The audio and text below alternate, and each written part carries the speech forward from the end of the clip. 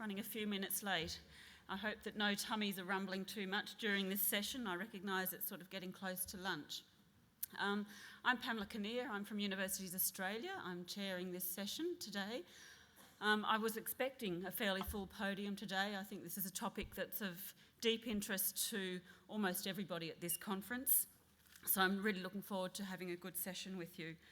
I think everybody in whatever sector delivering international education spent a good deal of their lives in the last 12 months or so waiting with bated breath for the Knight Review to finally be released. We've been spending time with submissions and consultation, and then a couple of weeks ago we're finally able to exhale after the release of the report.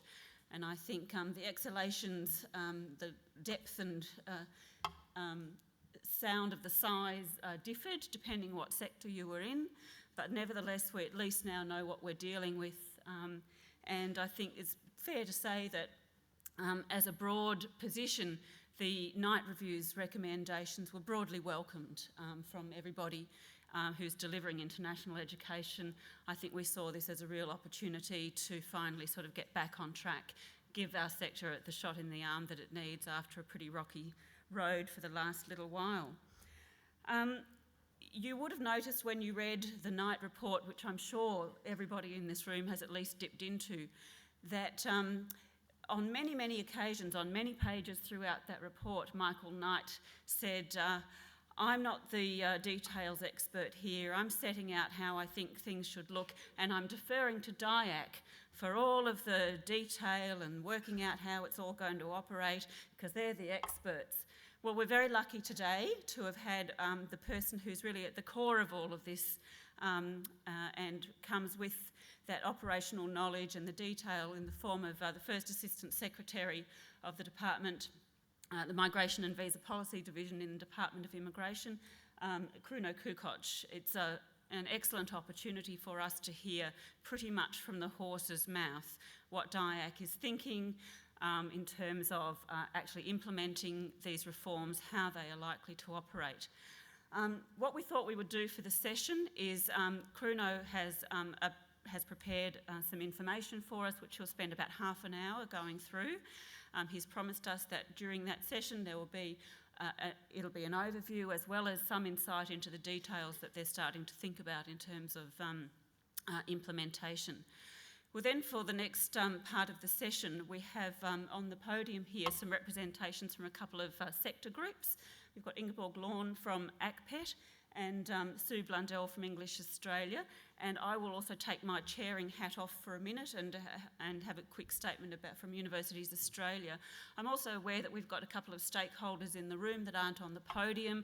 Obviously TAFE is a very important sector that'll have views on this, and obviously the schools sector as well.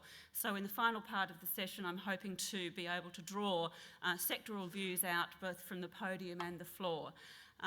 So without further ado, I will introduce for you Kruno Kukoc, who will take us through the first part of the session. Thank you.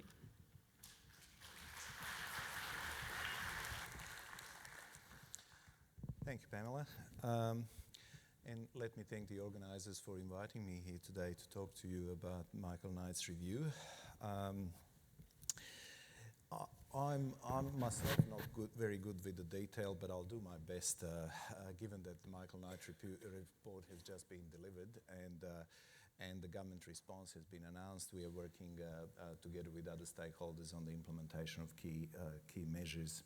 But let me begin by acknowledging and paying my respects to the traditional owners of this land on which we meet today, the Kaurna people, and take them for their continuing contributions to the Adelaide community. Distinguished guests, ladies and gentlemen, this conference is being held at a critical moment in the history of our engagement with overseas students. Australia has been providing international education for many years. It is one of our largest exports, and we are among the global leaders. As a safe English-speaking destination with strong links to Asia, and as an early developer of international education services, we have some inherent historical advantages. But complacency is not an option. The integrity and long-term viability of Australia's student visa program is one of its most valuable assets, but it has a price. In recent years, the Australian government has had to take action to protect the integrity of our student visa and migration system and enhance the quality of Australia's education brand. The brand that has been compromised by unsustainable practices and directions that were driving accelerated growth of non-genuine students entering our education and immigration systems. What happened is a stark warning that we should not take our advantages for granted. The uncommonly high impact of the student visa intake on net overseas migration, which is the difference between inflows and outflows of long-term residents, was perhaps the most significant indication that Australia's student visa policy settings required reform. The following chart shows the impact on net overseas migration of the explosive expansion of overseas student numbers, particularly in the vocational and education sector, that occurred in the years between 2005 and 2009. Overseas student visa grants peaked in 2008-09 at 319,600. Vocational education and training sector visa grants went up by over 50% in just 1 year, from 68,600 in 2007-08 to 103,800 in 2008 and 9. Actually, it quadrupled in just 3 years to 2008 and 9. By comparison, higher education visas went up by more modest 3% in the same period. However, it wasn't the number of students coming to Australia that was a problem. Genuine international students have and will always be welcome to our country. What is clear from this chart is that the majority of international students were opting to stay in Australia, with their net overseas migration arrivals significantly outweighing their net overseas migration departures. The differential between departures and arrivals for student visa holders reached a point where, at its peak in 2008-09, there were nearly 4 times as many people arriving on these temporary visas than they were departing. This is not a picture of an education sector growing sustainably and with integrity. It is an illustration of unsustainable directions and practices.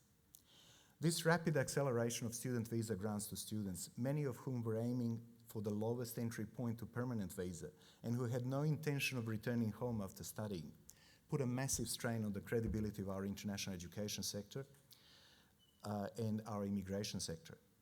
This, in turn, strained the ability of the department to maintain the integrity of the student visa program and, more broadly, our migration program. It has also put pressure on housing, infrastructure and tested community support to this economically important program. As you can also see from this chart, what went up rapidly as a result of these non-education pull factors came down almost as quickly as it got up, this time as a result of both external factors and necessary policy reforms.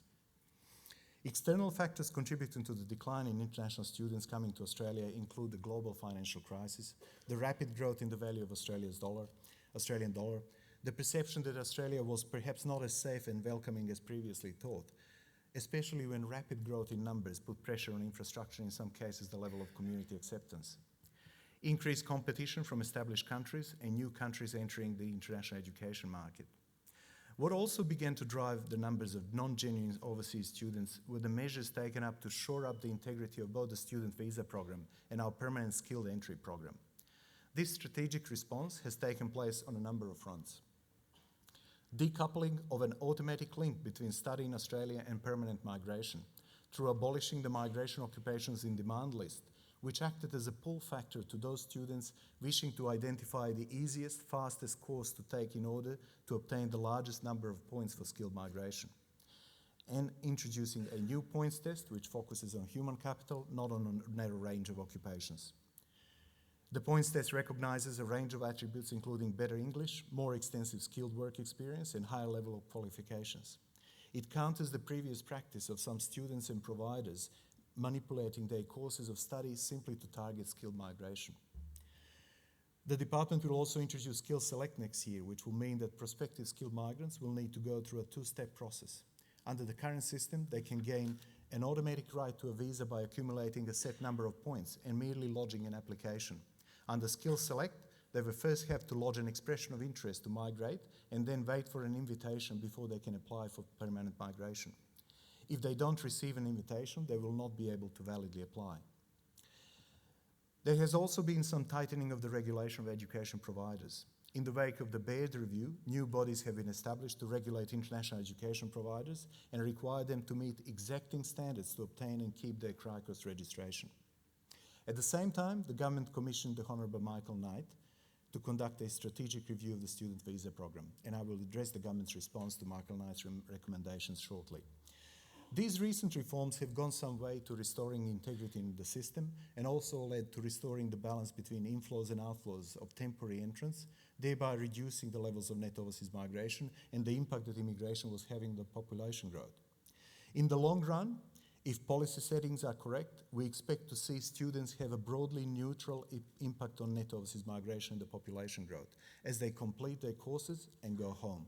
Some students may obtain short-term temporary work rights. However, if they cannot achieve permanent residency or long-term employee sponsorship, eventually they will need to return to their home countries. We have seen the international education pendulum swing sharply between rapid growth and deflation in the space of 3 years. Neither explosive growth nor subsequent deflation is good for the long-term health and sustainability of our international education sector. All stakeholders, including my department, now need to take stock of the measures we have put in place and can put in place to support the delivery of high quality and sustainable education to overseas students. In particular, the department is now beginning to implement the recommendations of Michael Knight's strategic review of the student visa program. Michael Knight's brief was straightforward. Take a hard look at the way the student visa program works, talk to all key stakeholders and our competitors, identify any impediments to quality, integrity and competition, recommend what measures would put international education back on the pathway of sustainable growth. In accepting the Knight Review recommendations, albeit with some modifications and additions, the government has also accepted the principles that lie behind them. These principles include the international education sector is a good thing for Australia. It generates substantial economic benefits. It adds diversity to our student population. International students form enduring links between Australia and their home countries. Australia's brand depends on quality. Quality exists in all sectors, but in recent years, quality fell in some parts of the sectors. Our reputation for quality is intrinsic to building a sustainable international education sector. While growth is generally positive, it must be sustainable. Growth should not be an end in itself. Poor quality growth is ultimately self-defeating. Too much growth, too quickly, can put pressure on infrastructure, housing, community services, and in some cases, community acceptance. The best way of reducing immigration risk is to refuse the initial applications of people seeking to exploit the system. In order to maintain the integrity of our migration processes, the rules and procedures cannot be static. As this last principle suggests, the government's response to the Knight Review is not static, a one-off response. The Knight Review is a starting point for the reform, not the final destination. Fundamentally, our post-Knight reforms have two chief objectives: to enhance the integrity of Australia's student visa program and to strengthen the competitiveness of our international education sector. These two objectives lend themselves to some powerful synergies that we built into our post-Knight policy strategy. The current method of assessing whether a student visa applicant is a genuine is by looking at proxies of genuineness. For example, does the student have sufficient funds to support themselves and pay their fees? Is the applicant's English language proficiency commensurate with the course they intend to take? Is the applicant's previous study commensurate with their intended study in Australia? What is the level of migration risk associated with the country the applicant comes from and the sector in which they intend to study? Now, there is nothing wrong with these criteria, but they suffer from several weaknesses. Good providers should already be assessing the English and previous qualifications of applicants for their courses. While the government has a strong interest in ensuring that students are able to support themselves while they are here, their ability to pay their course fees is mainly the responsibility of their provider and is not an inherent indicator of their genuine intentions. There are high-risk and low-risk applicants from all countries and in all sectors.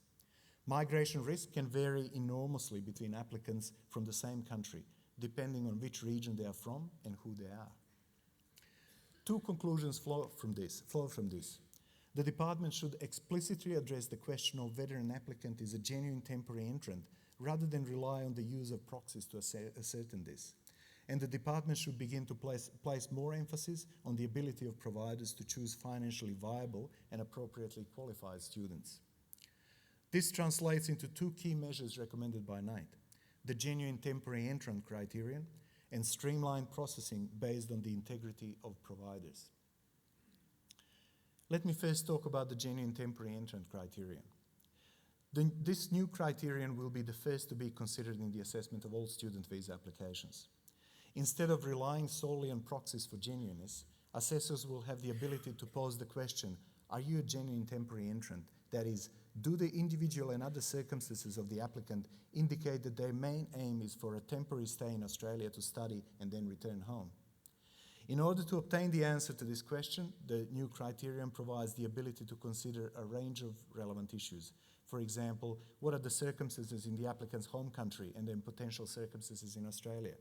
Will the applicant's proposed course of study enhance their career prospects in their home country or globally, or add in a sensible way to their general education?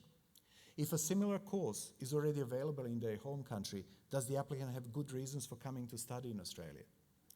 Assessors will also be guided by background intelligence on migration fraud and immigration compliance.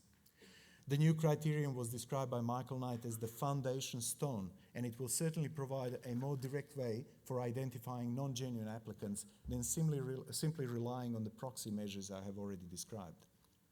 Once in place, it will enable the department to reform assessment processes to increase the competitiveness of our providers. Let me now talk about the streamlined visa processing. When the department has laid the foundation stone for the new genuine temporary entrant criterion, it can then examine the viability of giving streamlined visa assessment to applicants with low-risk providers. This process will begin, as recommended by NITE, with streamlining processing of student visa applicants with a certificate of enrolment from an Australian university at bachelor or higher degree level for all universities who wish to take part in this process. These visa applicants will be assessed as though they were assessment level 1, even if they are from assessment level 2, 3 or 4 countries. Applicants will need to declare that they have the required levels of funding and English to study and live here rather than having to present evidence. This will simplify the visa application process for these students, making it significantly easier and quicker. These advantages will make our universities more competitive in international markets. There are some caveats. For example, all applicants will be subject to the genuine temporary entrant criterion. This should weed out those whose primary purpose is to achieve an immigration outcome rather than strengthen their career prospects through quality education. And participating universities will need to have an acceptable plan that will be agreed between the universities, DIAC and DEVA.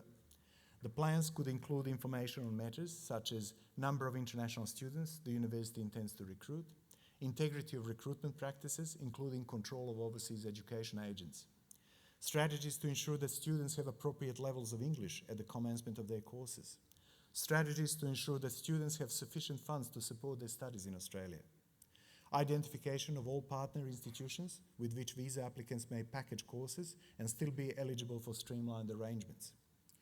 The department will also monitor the compliance of students entering under these arrangements with the terms of their visas. If there are any issues of concern, the department will liaise directly with the university involved. If a university, after consultation and advice, has persistently higher level of student non-compliance, they will no longer have access to streamlined processing.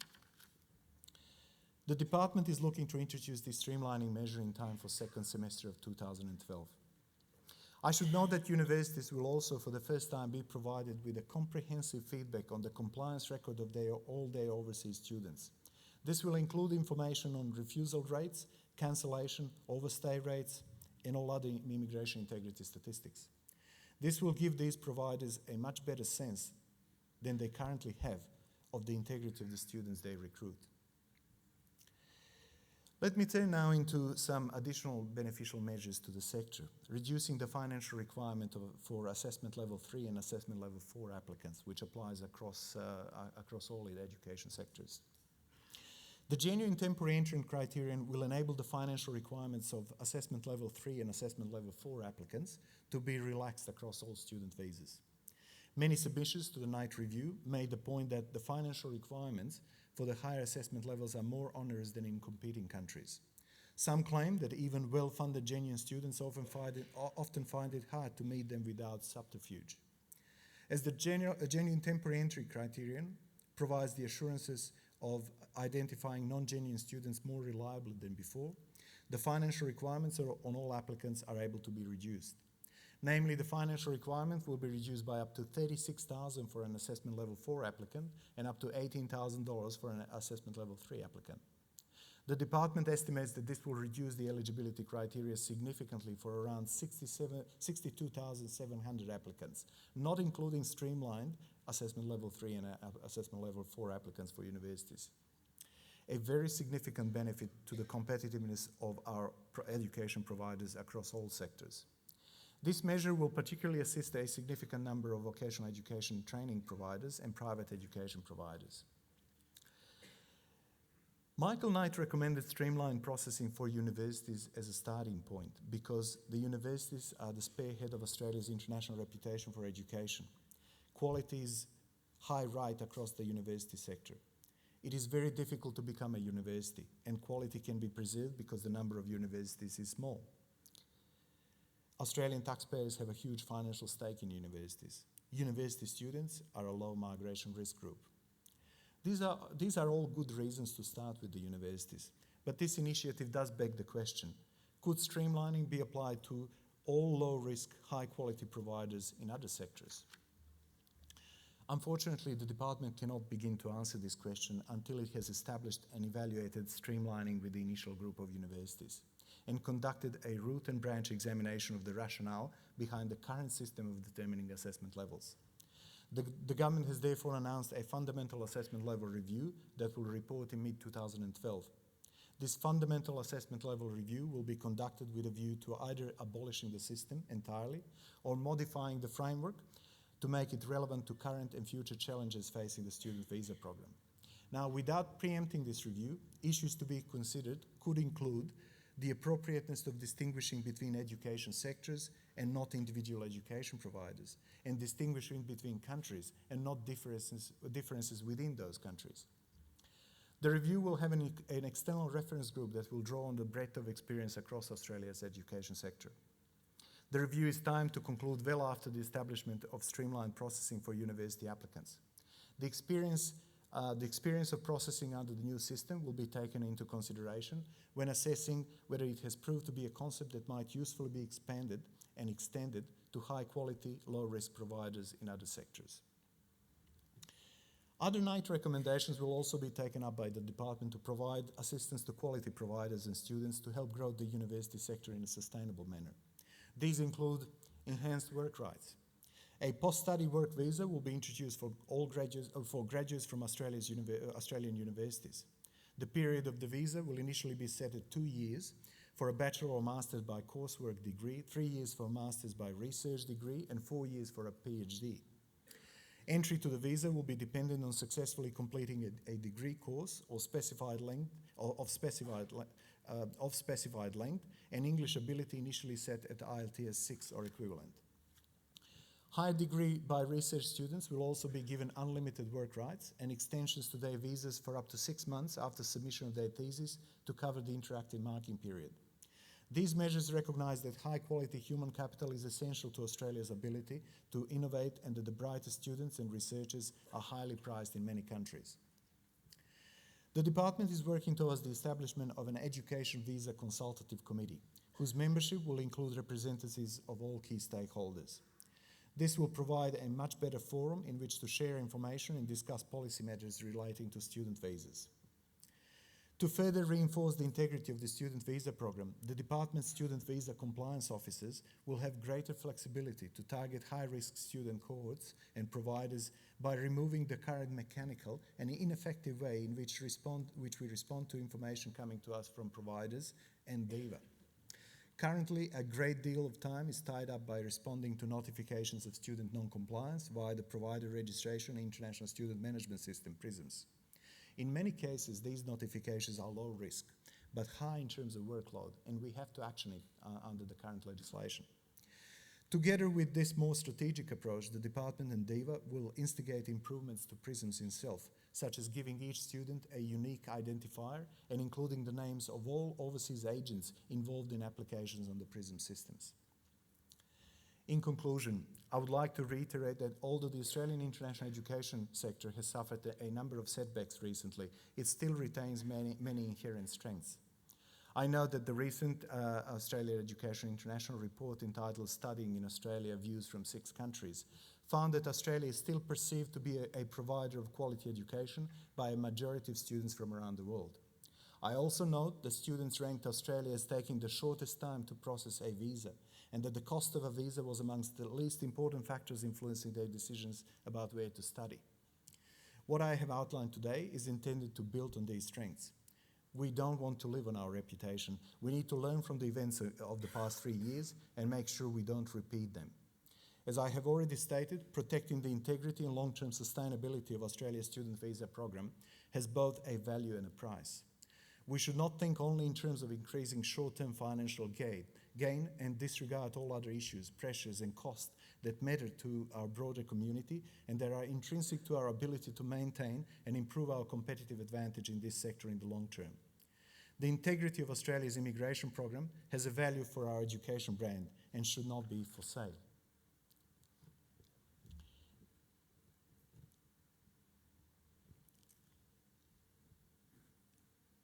The lessons we must learn is international education must be a product and an end in itself, not the byproduct of an immigration outcome conveyor belt.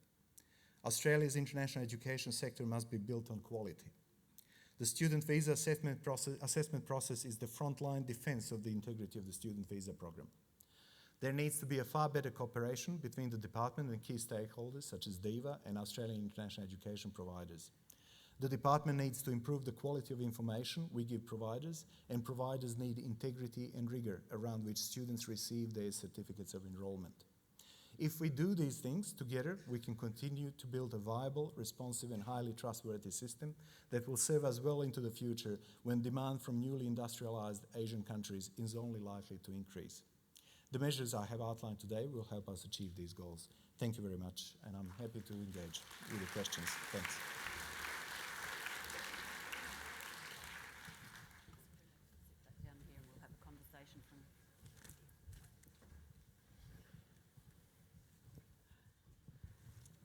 Thank you very much, Kruno.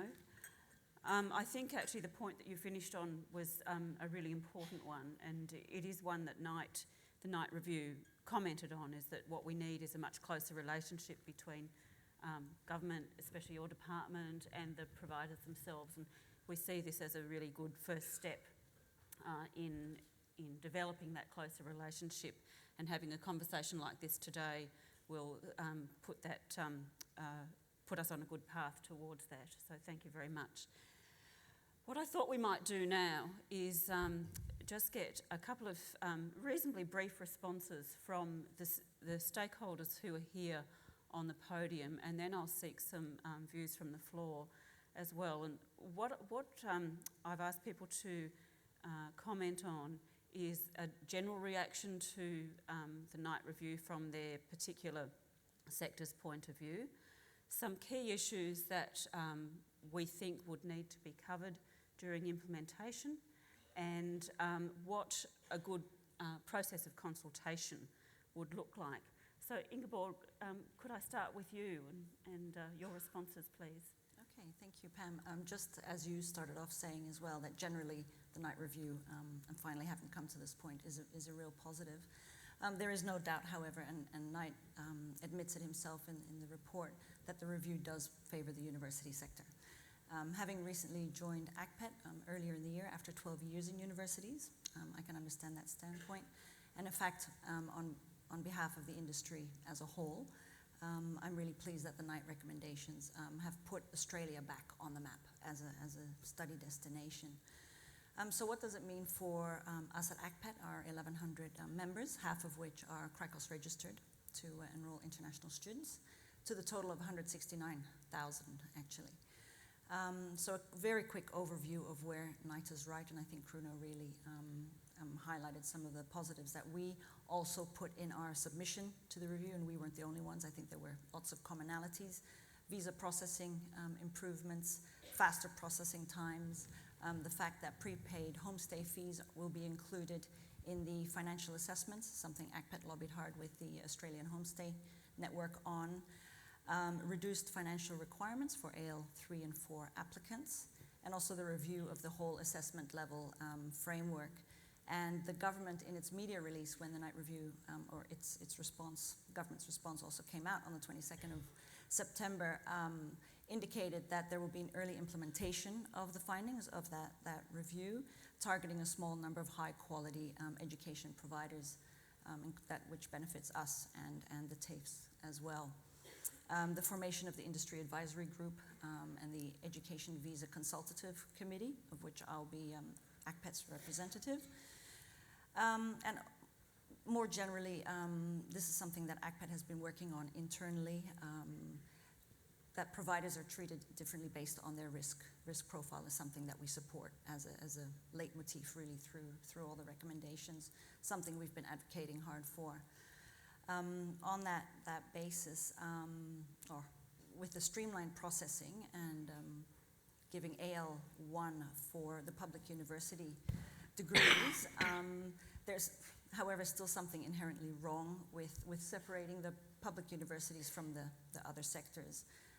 We understand that it's giving them the benefit first, and that there is still a chance for us to be part of it, especially where our colleges and members have credit transfer arrangements with some of the eligible university degrees.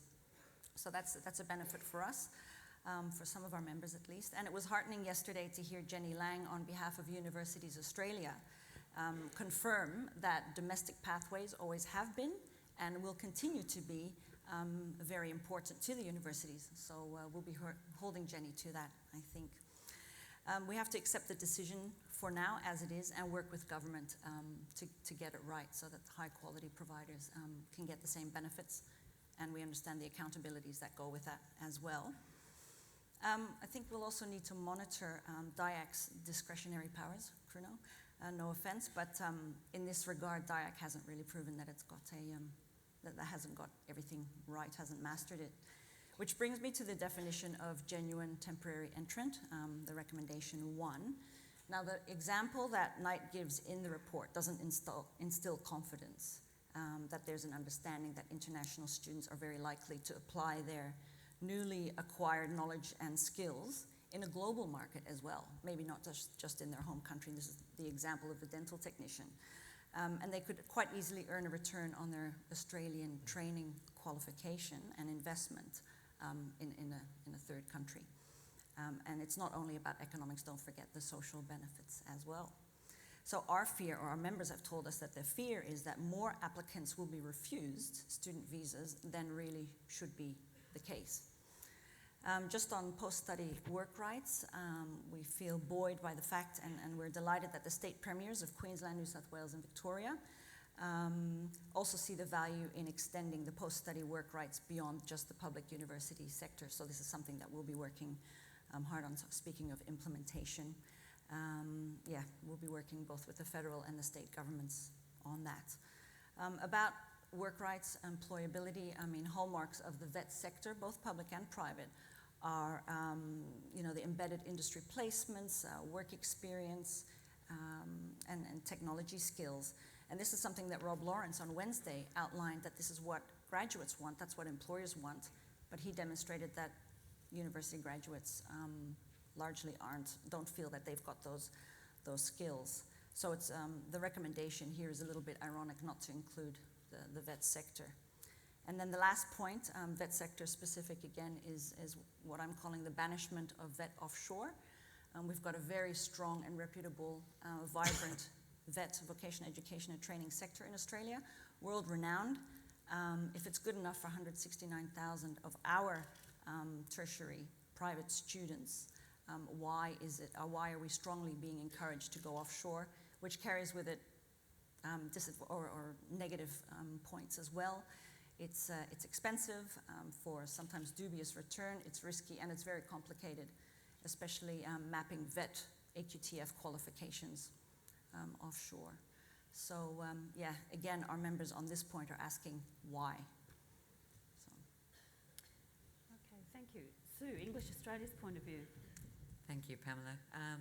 Look, we were really delighted that the ministers decided to release the government response to the Knight Review to coincide with the first day of our annual conference 3 weeks ago, here in Adelaide, in fact.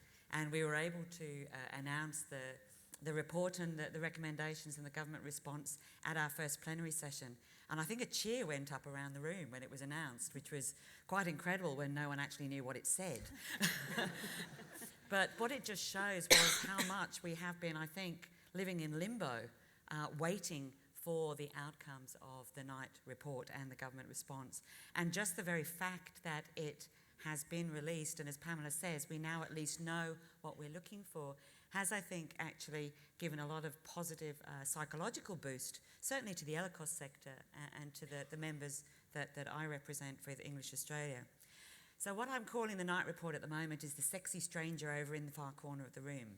Okay, we're just really seeing him from the distance at the moment, and he looks really good, and we've got this really good feeling about it that, you know, there's some positive vibes coming out of it. Our source markets are hearing really good things. Minister Evans this morning talked about managed open borders, so the rhetoric is fantastic, and I think the report itself was a very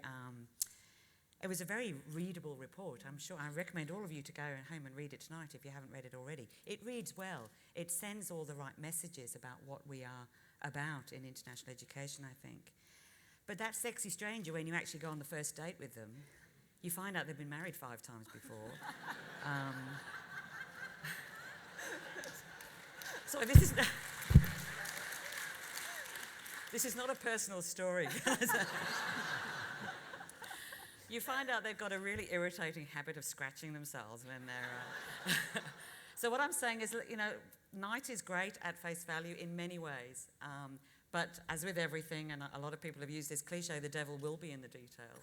And I think what Bruno finished his presentation with is his comments that it will be really critical that DIAC work very closely with DEWA, with the industry, through the peak bodies and other key stakeholders to try and really get it right.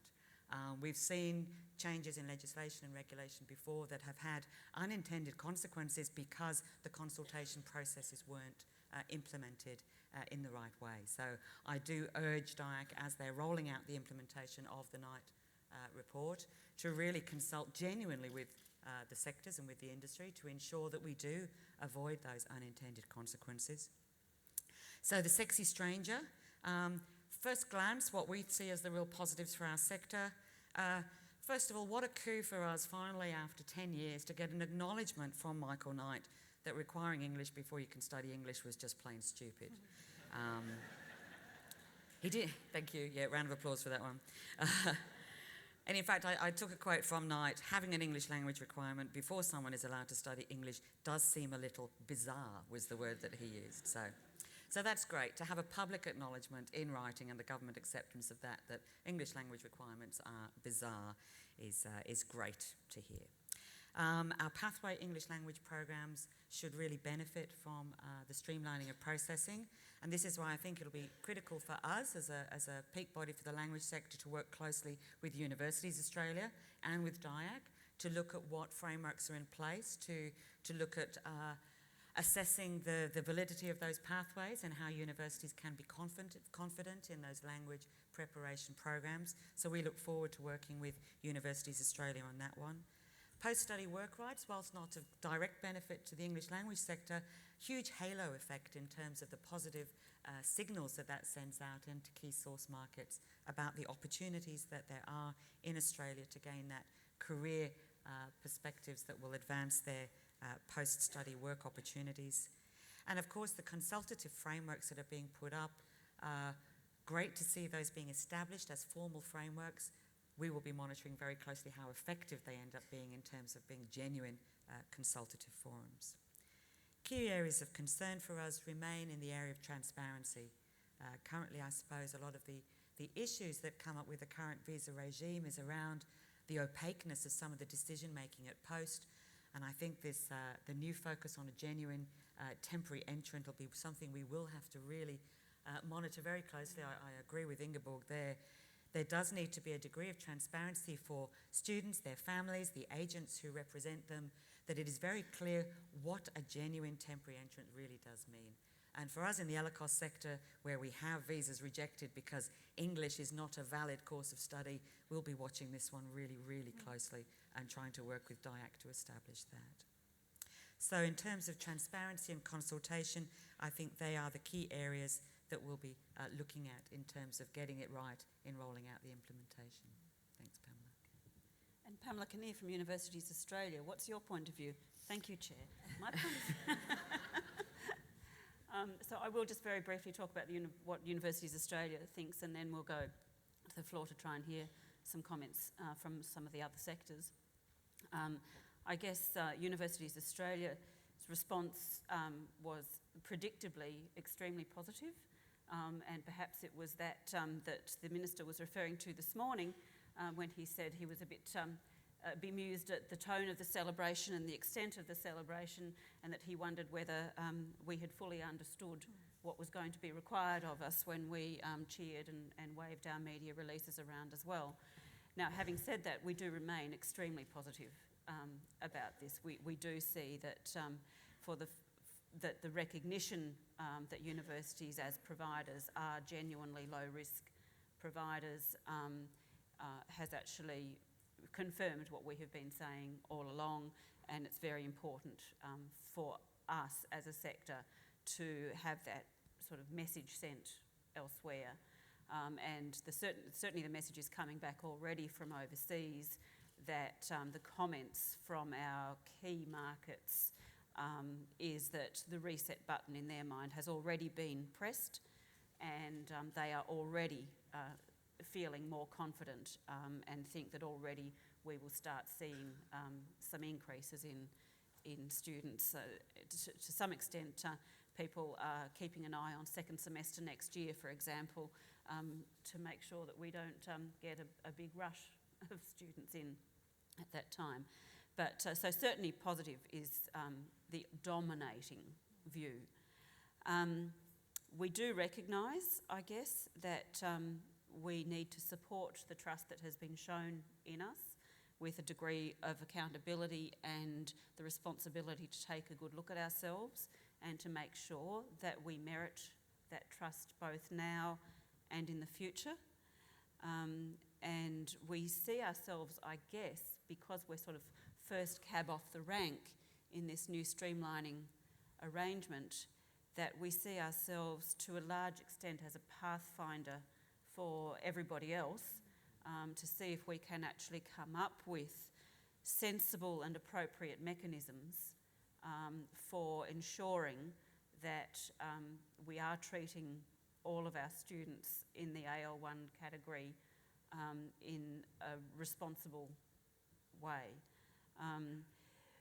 We are in the process now of establishing a working group. There is a very considerable sort of groundswell of interest in the detail, I guess, because we're first cab off the rank, because we're the pathfinder here, we feel a considerable responsibility to get it as right as possible.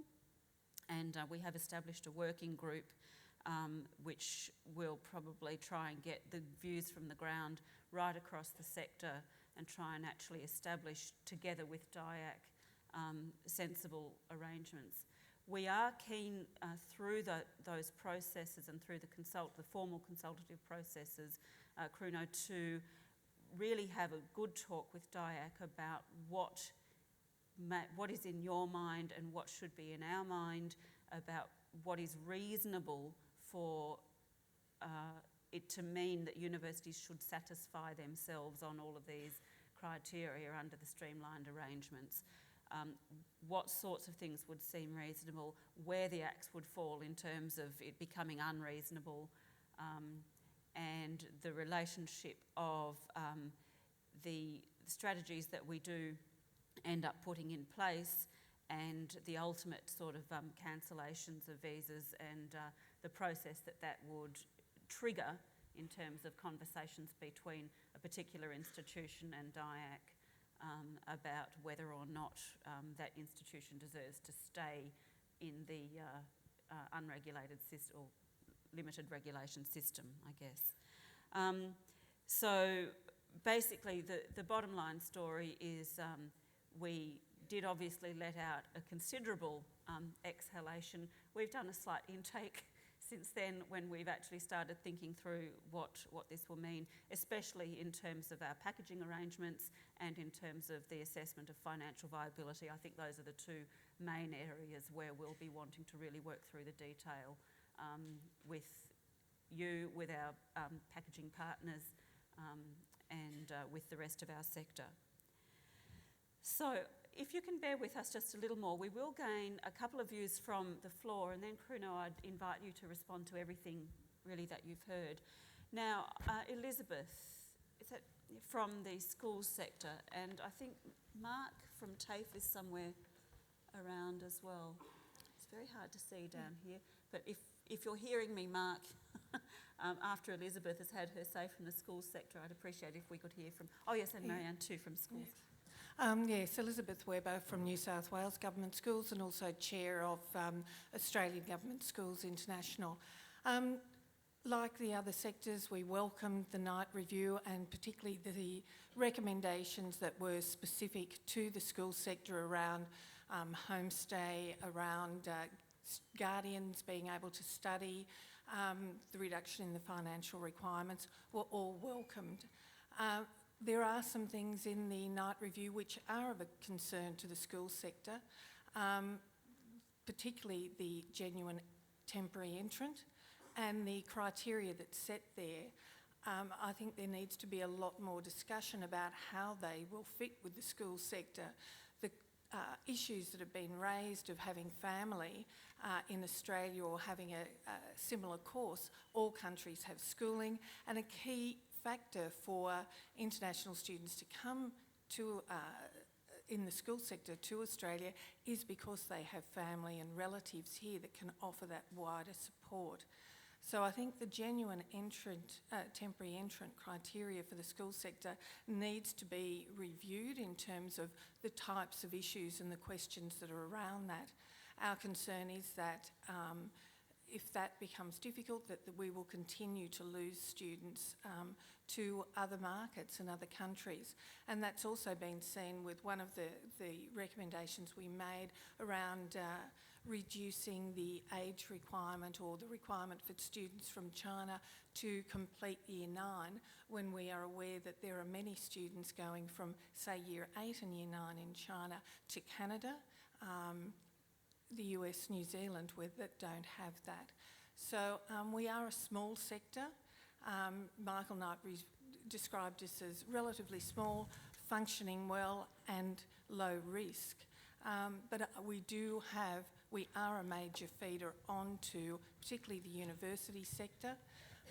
It's a pity that we don't always have the voice, and we haven't had a rep on the panel today, and I think that's the school sector is often overlooked in that area, and I think it's important we do have a voice because we are a major feeder into the pathways. But in terms of into sort of university in particular, most of the parents who send their students for the schools do so with a university option at the end. Another question in that criteria is about your future career prospects. School students haven't really thought that far. They're looking at university.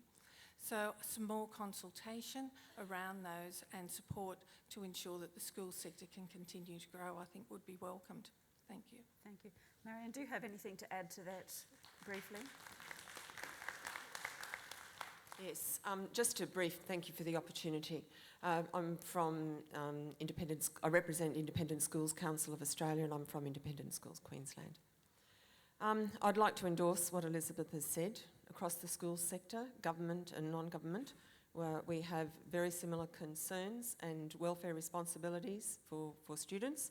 We operate within the same domestic accreditation registration frameworks, except that the thing I ask on behalf of non-government schools, in addition to what Elizabeth has said, is to understand the differences between the government and non-government sectors when it comes to schools. Basically, the government departments of education are operating as departments and have single provider, CRICOS provider registrations and generally centralised systems.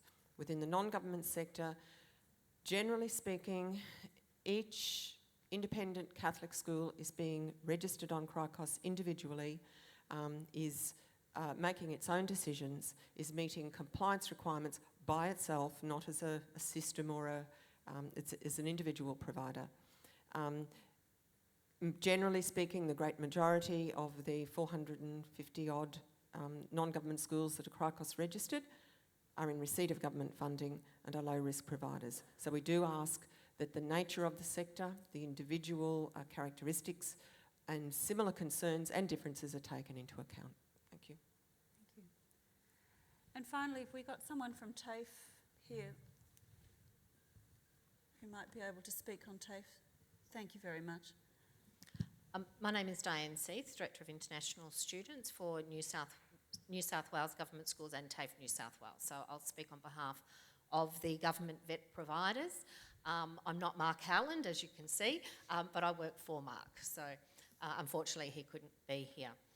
But firstly, we did welcome the night review and the many attempts to improve the unsustainable growth that we did see largely in the vet sector. Most of that growth was in the private vet sector, not so much in the government vet sector.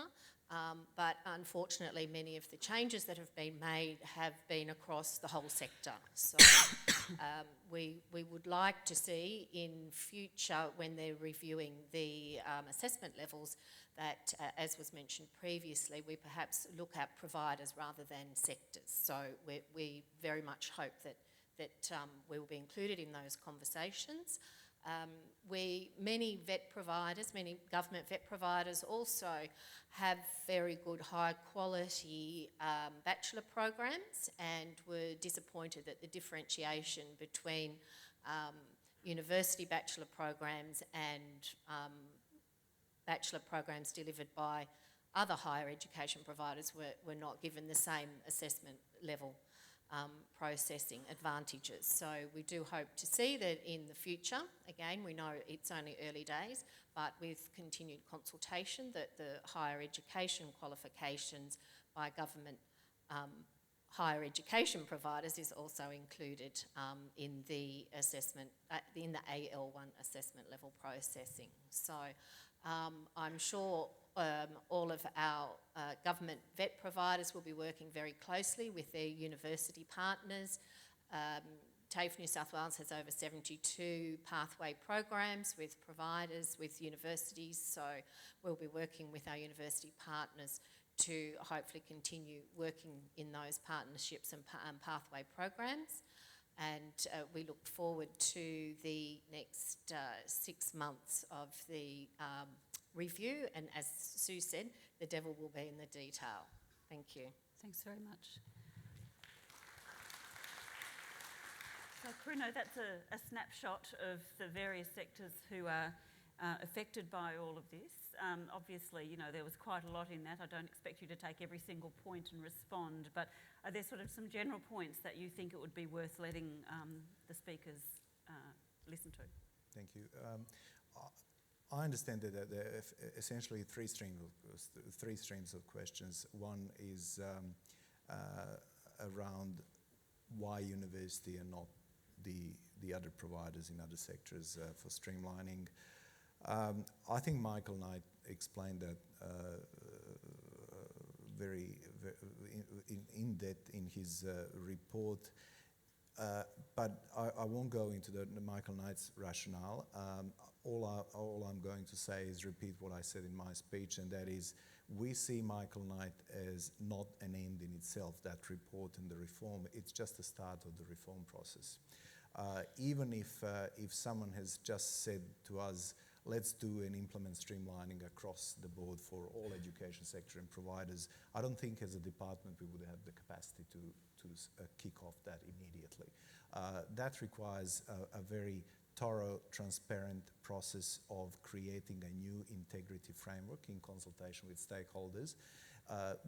And that's why the government has announced the assessment level review. we can use the example of universities almost as a trial and see how we go in order for us to be able to expand this to other providers in the sector. If this assessment level review, the assessment level review will be looking at issues such as whether we should base our integrity risk management model on not on the sector or the country, but on the provider-based risk model. That's a significant shift from the current situation, and we need to have a proper, transparent process to come up with certain integrity criteria and performance benchmarks, and the model to expand this streamlining. So what I'm saying is, Michael Knight's report is not an end of the reform process; it's just a start. And most of that reform will be finalised by mid-next year and starting to implement from the second half of next year. So that's the one issue around streamlining. The concern about the genuine temporary entrant, look, for the benefit of giving you some information of what that may involve, I put myself at risk of saying something that you would interpret as criteria, black and white criteria. I was just using examples of what we may do. We are very good in assessing the immigration risk. What we are not good in doing, and that was identified in Michael Knight's report, and that was identified in your comments about the English language assessment for ELICOS. What we are not good in doing is assessing the education risk. So far our system has been using the proxies, education risk proxies, for us to assess the immigration risk. We are moving to the new system where we'll be focusing on immigration risk, and we are good in what we are very good in that. We have the genuine temporary entrant, similar genuine temporary entrant criterion across all our visas, across all our visitor visa subclasses. We manage 3.5 or maybe even 4 million visitors every year, and that's not a big issue. Every visitor is assessed on the basis of where they're likely to go back home after a visit to Australia. We assess 3.5 million visitors. They all come. The grant rate is in high 90s in terms of percentage. So it was never an impeding factor to tourism or a managed inflow and outflow of temporary visitors. We are good in that because we know what the immigration risk is all about. We will be engaging with the sector in terms of we will communicating the information, what that concept means, what information we are looking at. Of course, there are limits to what we can share.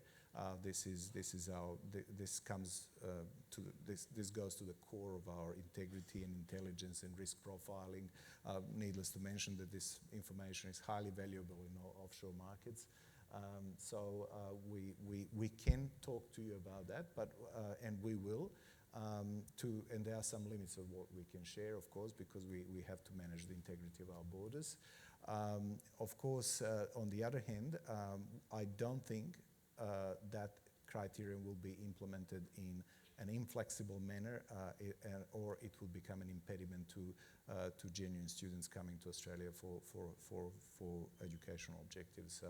That was not an issue. And of course, that genuine temporary entrant criterion always takes into account